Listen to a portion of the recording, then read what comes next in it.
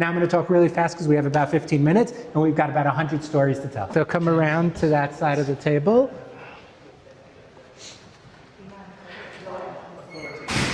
Okay, so this is really on the fly, like I said. Usually I would do this for about 45 minutes to an hour. We're going to do it real short, and so we're going to jump right in, okay? Now you guys are all holding your phones, but I need a volunteer who reads Hebrew. Okay. Let's go. Okay, very good. Let's start from the line above. Shir. Yeah, very good. Hine. You just read from a scroll that's 2,000 years old.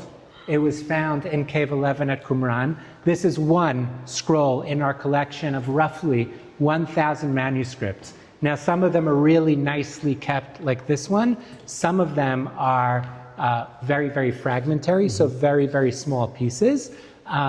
We have about 25,000 fragments in our collection. The scrolls were found in the Judean desert. Why in the Judean desert, by the way? What? Well, yes. It's not just about the Essenes. Yes, Essenes, no Essenes. That's a big question in the research. And we have documents from before that time period and after that time period. It's about the dry climate. The dry climate helped preserve the leather and the papyrus that our documents are written on.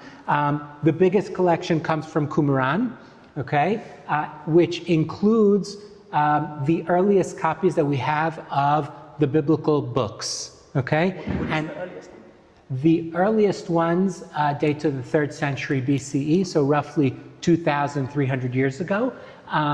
And we have copies of all the books of the Bible, except for one, Esther, the book of Esther, does not appear. The scholars debate why not. The Megillah? Yeah, we don't have Megillat Esther. We have every other book. What about Nehemiah? We have Ezra and Nehemiah, we have, yes. Okay. Very, very rare, but we have. The most popular book, or the most common book, is Psalms, which you just read from. Now, a really cool thing is that these are about 1,000 years earlier than the next copies, okay? The next copies are already at the stage when we're talking about what's called Nusach HaMesorah, or the canonization of the Hebrew Bible, which means at a certain point in time, it no longer changes. At this point in time, there are actually differences and changes between the different versions. And so, for example, if we know that the book of Psalms has 150 Psalms, at Qumran, we have 157.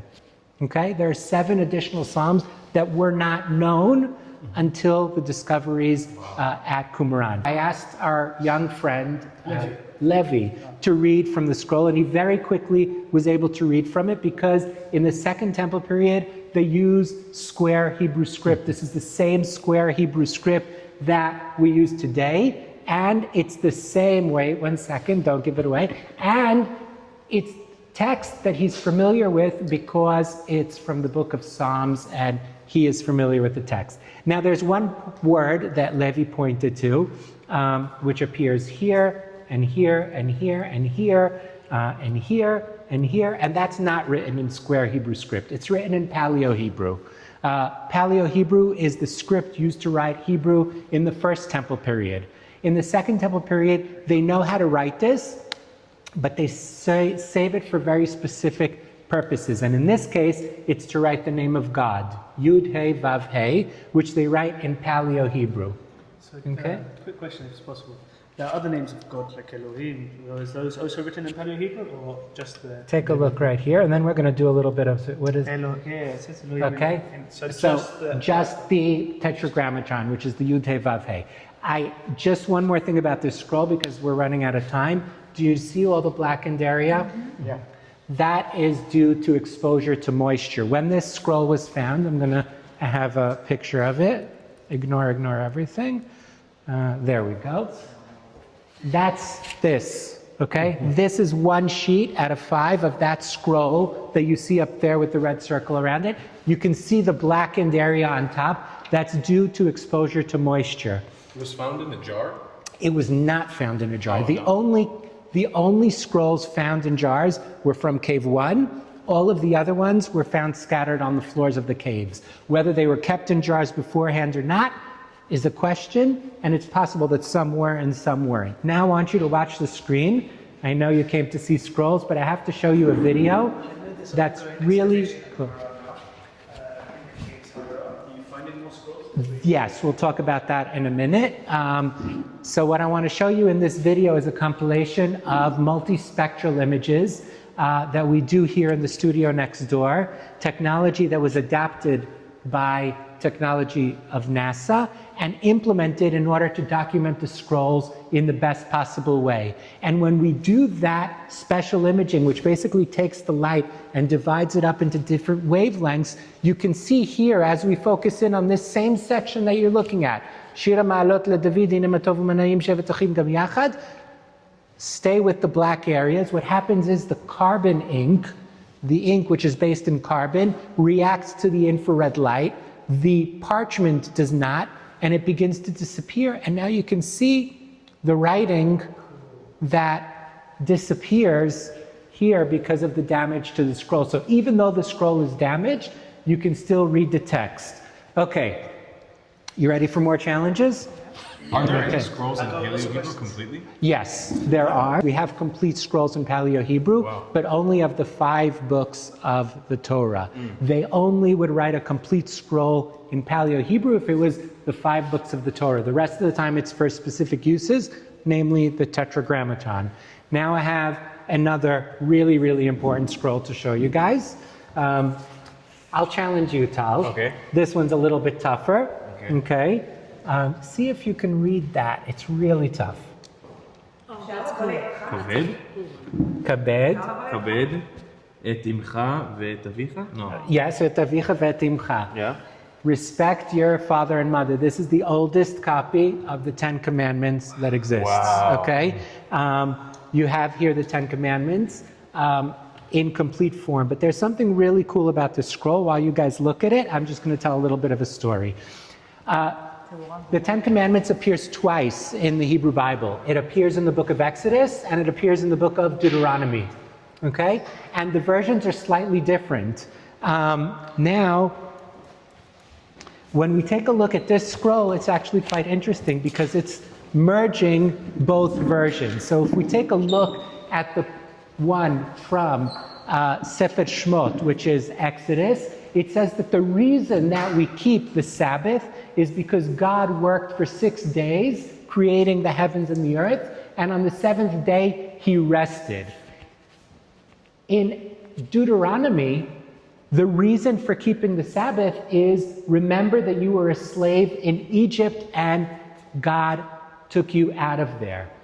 Our scroll says the reason that you keep the Sabbath is because you should remember you were a slave in Egypt and God took you out, and because in 6 days God created the heaven and the earth. So it brings both reasons. And what we think this scroll was actually not just a copy of the biblical book, but actually a copy of the 10 Commandments specifically that was meant to be read out loud and include all of the reasonings behind the commandments. So this is the oldest copy of the 10 Commandments that we have in human history. Yes. There are different theories as to who wrote these scrolls and where they came from. The most, I'd say, accepted theory is that there's a group of Jews that interpret the law differently. Some people define them as Essenes, others say they're a different group. And they basically say, we don't want to be with the mainstream in Jerusalem, and we want to separate ourselves out into a separate remote area of Qumran. But there are other theories. For example, there are theories that at least some of the scrolls were brought to the desert during the Roman conquest of Jerusalem and hidden in the caves for safekeeping. And so there are different debates. There are many differences between the scrolls. Yeah. Does anyone know what these are? Oh, are these those little metal things that rolled up? No. No, no. I'll give you guys a hint. It looks like leather. Is it? It is leather. Tefillin for the. Really? It's tefillin. These are the tefillin. Tefillin shel yad, tefillin shel rosh. What? Why is it so small? Oh, so now let's compare them to modern day tefillin. Okay. I have Here we small go. tefillin, but not that small. Now, look, this is tefillin shel rosh today. Right. Compare the size. Why is it so small as opposed to so large? Did it well, shrink? no, it did not shrink, or at least not significantly. Remember, in the Second Temple period, the person would have been wearing this not for half an hour in the morning to pray. He would have been all day. Imagine yourselves in the desert, in Qumran, in August, 40 degrees weather, and you have to walk around with this and this. So basically they made them very small, but it's still the same verses from the Bible, the same parshiot. And so the big question is, How if did they're you fit this it? small, Yeah. how did you fit it? No way. No magnifying glasses at this time, okay? You can see how small the writing is. It's very, very, very difficult to read. And they didn't have a magnifying glass to write them. So one of the big questions is how someone actually wrote this. There are different opinions. Divine intervention. And one of the cool things here that you could see is that there's lines going this way and lines going that way. That's because it's written on both sides. And the parchment is so thin, you can actually see through the parchment to the other side. Okay, I'm going to cover this up and I'm going to show you a video. So that fit I know. inside of there. Yes. Wow, that's insane. Okay, so now I'm going to show you a video. In order to show you the video, I have to give you a little bit of background. First of all, before I show you the video, two things I've got to say. One of the major things that we do in the Israel Antiquities Authority is the conservation of the scrolls, okay? Here you can see an image of Lancaster Harding. He's one of the early researchers in the 1950s working on the scrolls. Does anyone notice something wrong with what he's doing? Well, he's smoking over the scrolls. That's a little bit of a problem, yes. But actually, there's so much more going on here that is causing damage to the scrolls. He's working with bare hands. The light coming into the room is sunlight that's uncontrolled. He's placing the fragments between glass plates and stacking them. He's using Scotch tape to tape together fragments that he finds go together. All of these things are causing major damage to the scrolls, and what we've been doing for the past 35 years and continue to do for the next who knows how long is undo a lot of the damage that they caused and conserve the scrolls so that they continue to exist for many, many years ahead. Now, you asked about, one of you asked about excavations that are ongoing. Yes, the IAA has a project for the, what? The Israel Antiquities Authority, has a project that's been going for almost 10 years now of surveying and excavating in the Judean desert in order to continue to find fragments before they're looted by looters in the desert. And even just several months ago, some fragments of papyrus were found and brought to us, about 30 or 40 fragments. We're still working on their decipherment. Leather, right? This, all I showed you is leather, yes. Okay, now I have one final story. So this is leather. We spoke about papyrus. What's this? It's last night's barbecue, right? No, I'm kidding. But it is chunks of charcoal that were found in an archaeological excavation in 1970 at the synagogue in Ein Gedi. The synagogue in Ein Gedi is a beautiful synagogue with a beautiful mosaic floor. The village of Ein Gedi was a well-off village because they had a secret. They knew how to produce balsam, which is the most expensive perfume in the Roman world. And therefore they were a very well-off village, and they built a beautiful synagogue, and in that synagogue they had a holy ark with scrolls inside. And that synagogue burns down in the Byzantine period, and in 1970 it's excavated. The archaeologists make a very, very smart decision, and they decide to collect all the fragments of charcoal, because they say a lot of that charcoal is just burnt wood, but maybe some of them are burnt scrolls.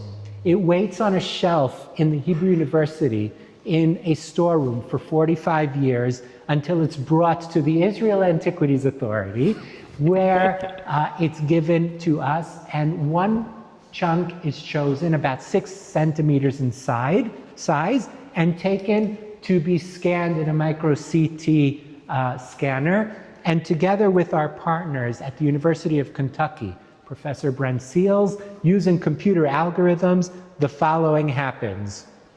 So let's see. So first of all, as the chunk is scanned, you can see that there are layers. The archaeologists were right. This is in fact a burned scroll. Here you could see it a little bit better. Exciting, right? Is that good enough? No. No, we want more. Now remember, this is a find that if I gave it to you to hold in your hand, it would just disintegrate. It would become black ash. Brent Seals takes these scans and he puts them through computer algorithms, and he begins to separate layer by layer. So what you see here is what's marked in red on the side. And then he uses image enhancing capabilities, and dun, dun, dun, dun, what do we begin to see? Wow. Writing, okay? And if you have very, very, very good vision, you can see the word mizbeach, el, edah. So we have Hebrew writing on a burned scroll, which you can't touch, but we can read it through the computer. Is that good enough? No. Not quite yet, because we want to do this more and more. You got the right answer. And so we're going to flatten this out to make it easier to read, and then we're going to do it over and over again until we get 1, 2, 3, 4, 5, 6 segments. We put them together and we end up with the book of Leviticus, Vayikra, which was written in the 3rd century CE, burned in the destruction of the synagogue at Ein Gedi about 1500 years ago, excavated 55 years ago, waited on a shelf at the Hebrew University 45 years for the technology to develop to be able to virtually unwrap the scroll. And this is the future of Dead Sea Scrolls research.